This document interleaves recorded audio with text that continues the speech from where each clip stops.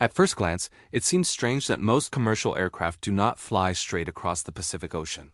When travelers see the flight map curving toward Alaska or the Arctic Circle, they often assume the airline is avoiding something dangerous. In reality, the reasons are entirely practical, based on geography, fuel efficiency, and global aviation safety standards. The Great Circle Route. The Earth is not flat, and that's the first clue to understanding these flight paths. On a globe, the shortest distance between 2 points is a curved line known as a great circle. What looks like a long detour on a flat map is, in fact, the shortest and most fuel-efficient way between continents. Flights from Los Angeles to Tokyo, for example, often arc northward toward Alaska because that route saves both distance and time compared to a straight line over the Pacific. Safety and diversion airports. Another critical factor is safety. Aviation authorities enforce strict standards for long-distance flights over remote areas, known as ETOPS regulations, Extended Range Twin-Engine Operational Performance Standards. These rules specify how far a twin-engine aircraft can be from the nearest alternate airport in case of an engine failure or emergency. The Pacific Ocean is vast and sparsely equipped with diversion airports. Large stretches of open water provide few safe places to land. To remain within approved distance limits, most airlines plan routes that stay closer to land or follow airways with alternate airports available along the path.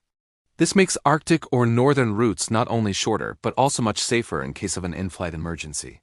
Weather and winds. Weather also plays a key role in determining flight paths. The Pacific Ocean is notorious for strong headwinds, storms, and jet stream variations that can add significant time and fuel consumption.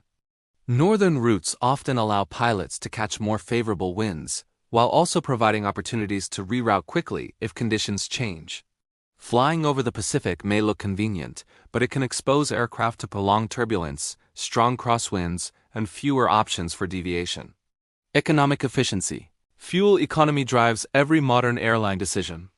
Ultra-long-haul flights are expensive to operate, and every minute in the air increases cost. Even a small adjustment to follow a great circle path rather than a straight line on a flat map can save thousands of kilograms of fuel and hundreds of thousands of dollars over a year. For that reason, flight planners constantly analyze distance, jet streams, and airspace restrictions to find the most economical path for each journey. Misconceptions about avoidance. It is not accurate to say planes never fly over the Pacific Ocean. Many do, especially routes between the United States and Australia, New Zealand, or Southeast Asia. What differs is how they are optimized.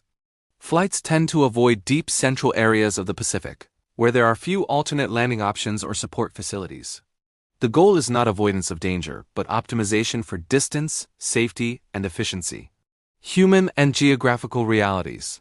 Most intercontinental air routes connect major cities in the Northern Hemisphere, where population centers, airports, and infrastructure are concentrated. The Southern Pacific, by contrast, is largely ocean with minimal human habitation or airfields. Airlines prefer flight corridors with navigational support and proximity to civilization rather than empty expanses of water. Conclusion. The next time you track a trans-Pacific flight and notice the curved path on the map, remember that it's not a detour but the product of careful calculation. Every route is designed to balance distance, weather, safety, and economy. Modern aviation thrives on precision, and what looks unusual from a passenger screen is, in fact, the smartest way to cross the globe.